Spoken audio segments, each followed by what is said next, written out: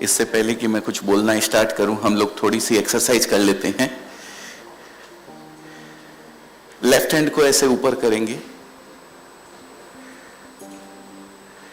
एक उंगली फर्स्ट उंगली से पहले इस पे ऐसे मारेंगे, वेरी गुड।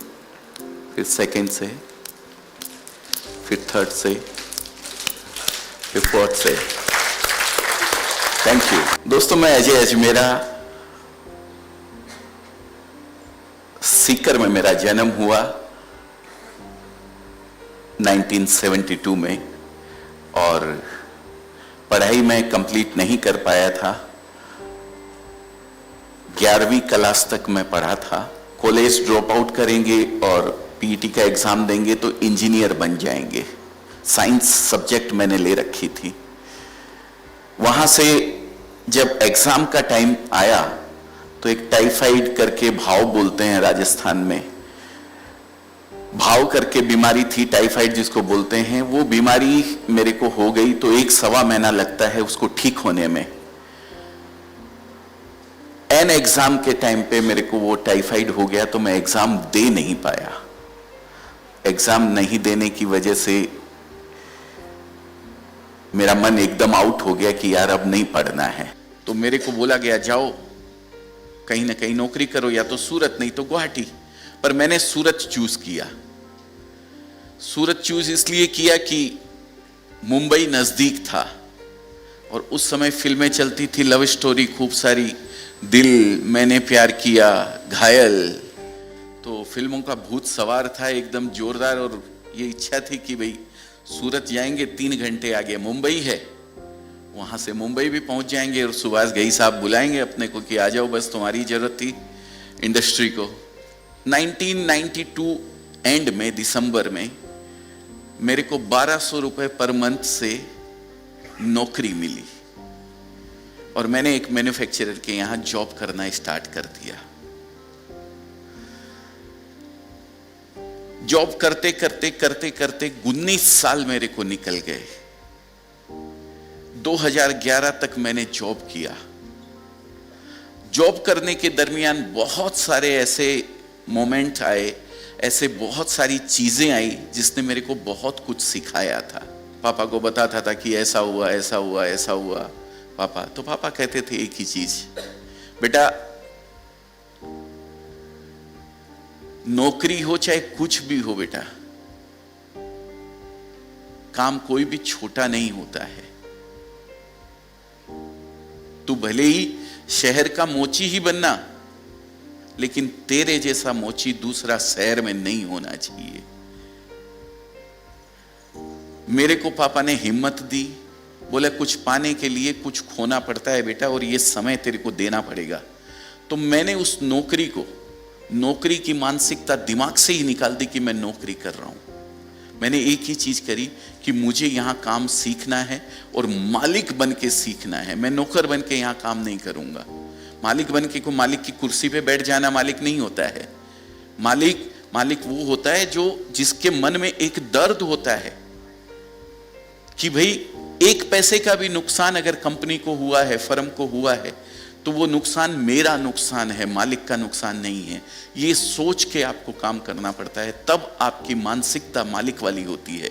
कुर्सी पे बैठने से मानसिकता मालिक की नहीं होती। होलसेलर्स होते हैं, बड़े बड़े जो जिनका बड़ा काम होता है, जो बल्क माल लेना चाहते हैं, उनको कपड़ा दिया जाता था।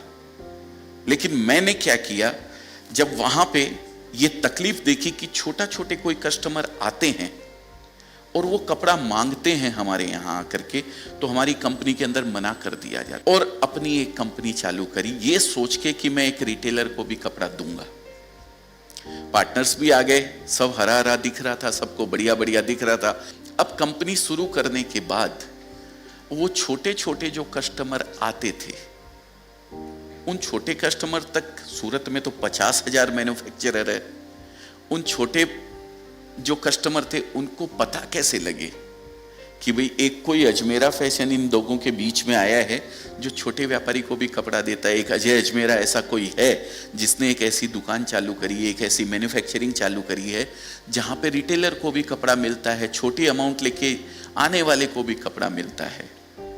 ये समस्या हो गई। 2012 में अपना YouTube चैनल बनाया और लोगों के सामने अपनी बात को रखना शुरू किया कि भाई अगर किसी को भी बिजनेस करना है तो अजय अजमेरा ने एक कंपनी बनाई है, वहाँ पे आपको सेम रेट में कपड़ा मिलेगा जिस रेट में एक डीलर और होलसेलर को मिलता है, भले ही आप घर से ही अपना बिजनेस शुरू करना चाहते हो। तो बड़े वाले कस्टमर को ऐसा लगता था कि ये छोटे छोटे कस्टमर को उसी प्राइस में कपड़ा देता है जिस प्राइस के अंदर हमको देता है, तो हम इसका कपड़ा नहीं बेचेंगे।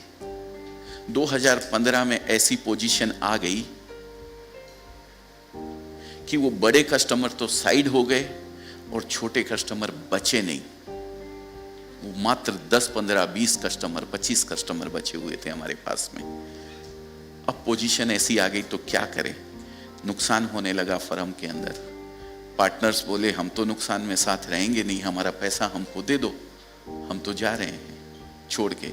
अब पैसा था नहीं, कंपनी नुकसान के अंदर, और किया जाए तो क्या किया जाए। ऐसे माहौल में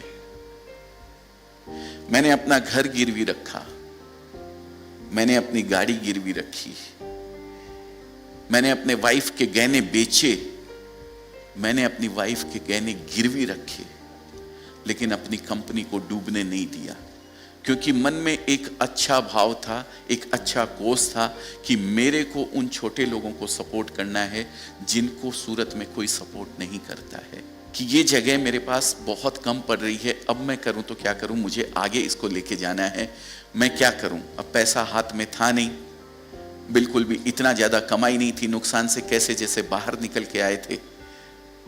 तब हमने अपनी दुकान को धीरे धीरे धीरे धीरे लोगों तक बढ़ाने का प्रयास किया। मतलब एक दुकान से दूसरे बगल वाली छोटी दुकान करी, फिर तीसरी छोटी वाली दुकान एक और ली, फिर चौथी दुकान करी।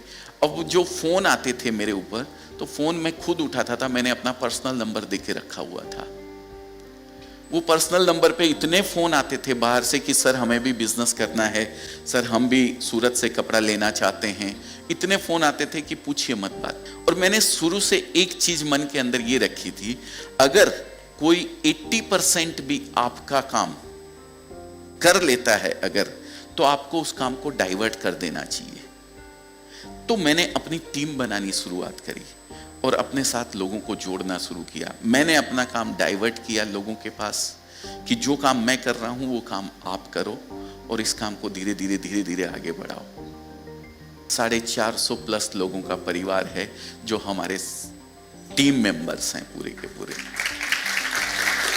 आज हमारी कंपनी की वैल्यूएशन 300 करोड़ रुपए की है। अभी हम डोमेस्टिक तो कर ही रहे हैं,